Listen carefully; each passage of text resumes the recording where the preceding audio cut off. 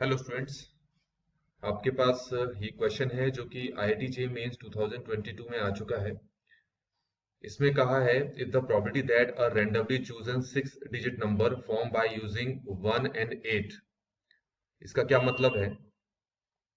कहा है कि आपके पास एक 6 डिजिट नंबर है और वो जो 6 डिजिट नंबर है उसमें सिर्फ 1 और 8 का यूज किया गया है। तो मैं एक 6 डिजिट नंबर यहाँ पर लिख के दिखाता हूँ, जैसे 818181। ये एक 6 डिजिट नंबर है। 188111, ये भी एक 6 डिजिट नंबर है। खासियत इसमें यह है कि सिर्फ 1 और 8 का यूज किया गया है। तो उसमें कहा है कि आपके पास एक 6 डिजिट नंबर है जो कि 1 और 8 से फॉर्म हुआ है, और वो नंबर जो है 21 का मल्टीपल है। इसकी जो प्रोबेबिलिटी है वो p है, तो आपको इसकी वैल्यू फाइंड आउट करनी है। तो सबसे पहले आपको यहां पर ये फाइंड आउट करना होगा कि 1 और 8 से मिलकर कितने टोटल 6 डिजिट नंबर बनाए जा सकते हैं। तो उसको समझाने के लिए मैंने यहां पर ये इस टाइप के 6 बॉक्सेस बना दिए हैं। 6 बॉक्सेस किसी भी नंबर्स के जो प्लेसेस हैं उनको रिप्रेजेंट करता है। ये यूनिट प्लेस, टेंस, 100, 1000, 10,000, लाख। तो क्योंकि आपको नंबर्स फॉर्म करने हैं सिर्फ 1 और 8 का यूज करके, तो आपको पता है इस जगह पर 1 या 8 दोनों में से कोई भी आ सकता है इस जगह पर। तो इस जगह को आप 1 या 8 दोनों में से किसी भी नंबर के थ्रू भर सकते हैं। तो number of ways to fill this box is 2। ठीक हो गया। ऐसे ही इस वाले बॉक्स में भी 2 या 8 दोनों में से कोई भी आ सकता है, तो इसको भी दो तरीके से भर सकते हैं, इसको भी दो तरीके से भर सकते हैं, सभी को हम दो दो तरीके से भर सकते हैं। तो इन सभी नंबर ऑफ वेज को अगर आप मल्टीप्लाई करते हो तो हमारे पास आता है 2 raised to the power 6 which is equal to 64।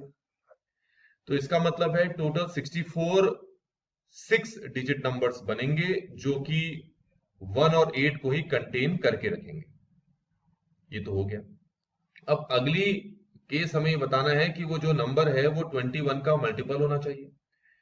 21 का मल्टीपल का मतलब है कि वो 7 और 3 दोनों से ही डिविजिबल होना चाहिए।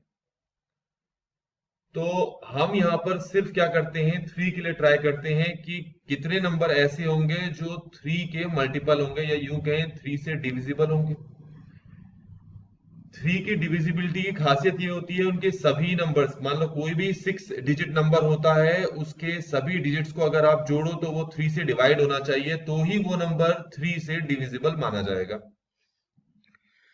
तो अब आप यहां देखें, अगर मान लो सारे के सारे नंबर्स सेम हो गए तो यहां पर ये कितना बन रहा है, 6 विच इज डिविजिबल बाय 3। तो ये जो नंबर है, एक तो ये नंबर हो गया। अगर इस नंबर को आप 7 से डिवाइड करो तो ये 7 से भी डिवाइड हो जा रहा है, आप करके देख लें एक बार। ऐसा ही हमारे पास अगला नंबर है 8888। अगर इसके भी सभी नंबर्स को अगर आप जोड़ो तो 48 होगा, सभी डिजिट्स को जोड़ो 48 होगा, तो ये भी 3 से डिविजिबल होता है। तो ये भी 3 से डिवाइड हो रहा है, ये वाला भी 3 से डिवाइड हो रहा है, तो दोनों 7 से भी डिवाइड होंगे ही होंगे। आप करके देखें, क्योंकि नंबर ऐसे ही मिलेंगे हमें, क्योंकि 7 की डिविजिबिलिटी का कोई एक फिक्स तरीका तो नहीं होता, लेकिन फिर भी ऐसा कुछ होता है। जैसे ये हमारे पास है 198, हमें पता करना है कि ये 7 से डिविजिबल है या नहीं है। तो उसके लिए हमें क्या करना पड़ता है कि जो ये वंस प्लेस का डिजिट होता है इसका ट्वाइस कर दो, ट्वाइस हो गया 16, और इसको रिमेनिंग नंबर से माइनस कर दो, तो जो नंबर होना चाहिए वो 7 से डिविजिबल होना चाहिए। ये तरीका होता है 7 से डिविजिबिलिटी का। पर यहां उसको चेक नहीं करेंगे, यहां पर सिर्फ हम 3 की डिविजिबिलिटी ही चेक करेंगे। एक तो ये हो गया। एक ये हो सकता है कि सारे के सारे नंबर्स, 5 नंबर्स आपके 111 हो, एक नंबर 8 हो। जरा जोड़ के देखो, 1 2 3 4 5, ये 13 बन रहा है। इनको ऐड करके तो ये 3 से डिवाइड नहीं होगा, तो इसको नहीं ले पाएंगे। या फिर ये हो सकता है कि 4 नंबर तो 11, 4 डिजिट्स 11 हो, 2 डिजिट्स 88 हो, तो ये 16 हो गया, 17 18 19 20, ये भी 3 से डिविजिबल नहीं है। 3 नंबर्स 11 हो, बाकी 3 डिजिट्स 888 हो, 24 25 26 27, ये 3 से डिविजिबल होता है। तो 7 से भी होगा, आप ट्राई करके देख लें। तो 7 और 3 दोनों से डिविजिबल होगा, तो इसका मतलब पूरा का पूरा नंबर 21 से भी डिविजिबल होगा। अच्छा, अब ये देख लो आप जरा कि 111888, अब इसमें 3 डिजिट्स तो 1 यूज हुए हैं, 3 डिजिट्स पे कितने यूज, 8 यूज हुए हैं, है ना। तो 3 डिजिट्स 1 और 3 डिजिट्स 8 लेकर आप कितने नंबर बना सकते हो, पहले तो वो हमें चेक करना है। वो है 6 क्या है हमारा, 6 फैक्टोरियल ओवर 3 फैक्टोरियल 3 फैक्टोरियल। आपको पता है ना, ये इसमें 3 1 रिपीट कर रहे हैं, 3 8 रिपीट कर रहे हैं।